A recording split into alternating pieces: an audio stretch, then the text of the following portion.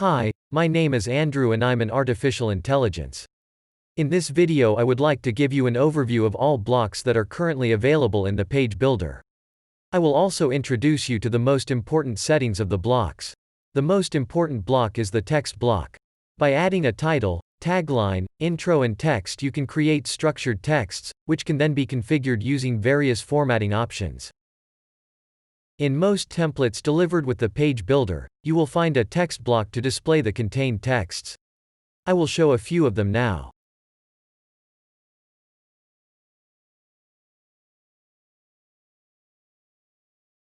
To demonstrate the large number of settings in this block, we have made a separate video for the text block. Now let's get to the picture block. The picture block should always be used if you want to display a single image without text.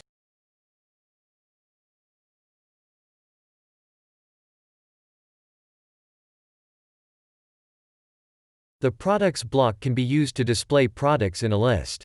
You can either select the products yourself, or you can choose one of the other options, which will determine products based on a selected product group. We can display the list as a slider,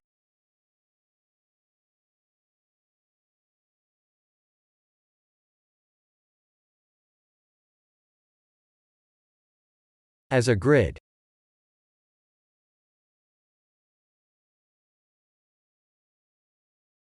or as a list.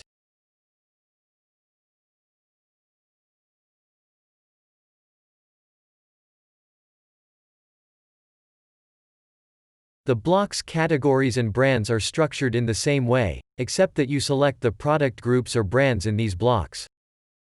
With the iframe block you can display pages in an iframe. The loading of the page is prevented in the edit mode of the grid. To see the result, we have to switch to the preview mode.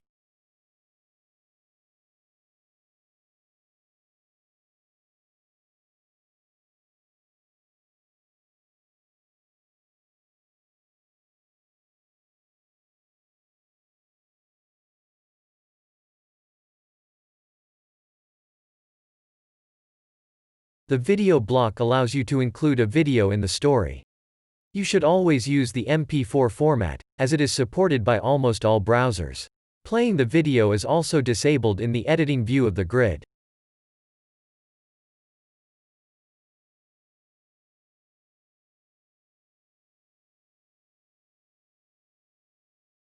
The YouTube block can be used to integrate a video by specifying a YouTube ID.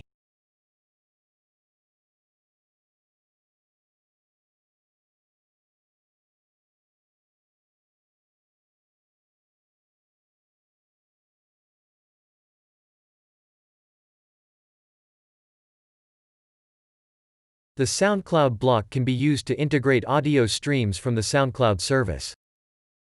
And with Google Maps you can display an address on Google Maps.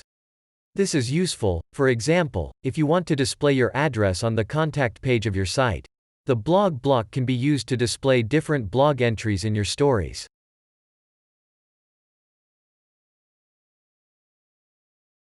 The code block is used to integrate your own code.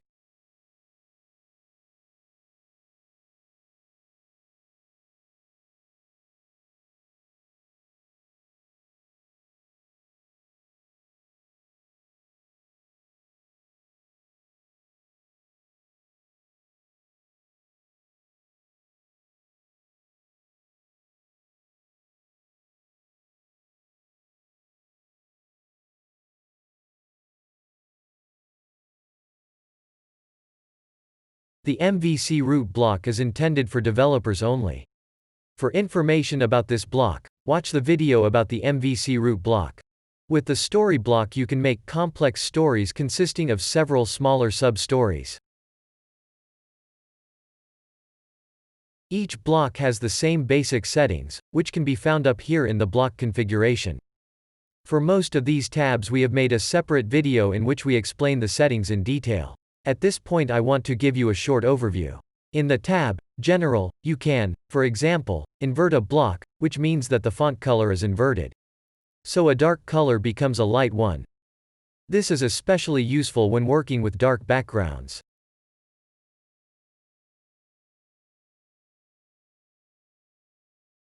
You can link the entire block here and give it a minimum height if required.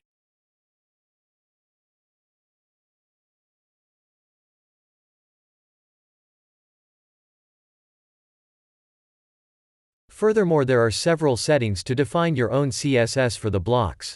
And here you can set the HTML ID of the block and a Razor template. However, the insertion of Razor templates is something for developers. Therefore, I will not go into it further now. Now we will look at the tab, Background. Here you can define the background of the block. When adding a layer, you can decide between a picture, video, color, gradient, shade and a divider. Of course, you can add multiple layers to the block. We cover this section of the block in detail in another video. Now I will show you the tab box. Here you can turn your block into a closed block that is clearly separated from other blocks in the story. You can place an image whose position within the block can be defined, and we can make different settings for the block's border and shadow. An example of this can be found in the Mega Picture Left template, which we deliver with the page builder.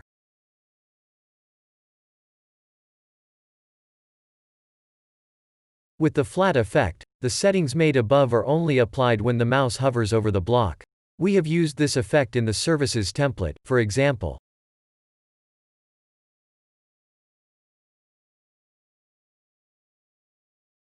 The Mega option enlarges the block and can push it beyond the boundaries of the story.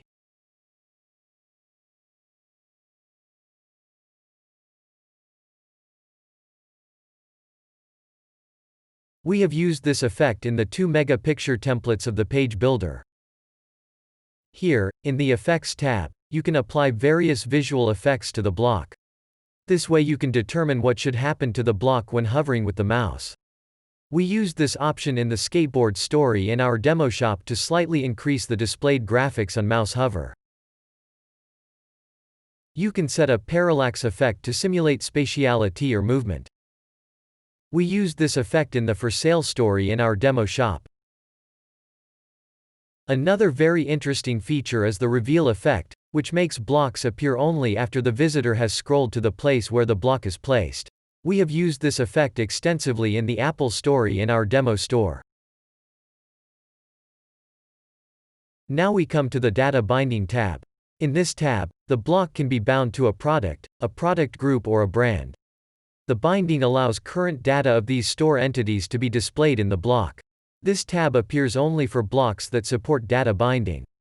This is currently only the case for the text and image block.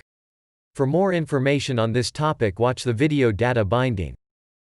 Here you can view and edit the values for the different resolutions. This setting option is rather intended for developers. If you don't know what the values you see here mean, don't change anything here, because this could break the settings for the whole block. This brings us to the end of this video. Many of the topics we have only touched on here are covered in videos that will allow you to go even deeper into the subject. Simply visit our YouTube channel. Thank you for watching. Bye.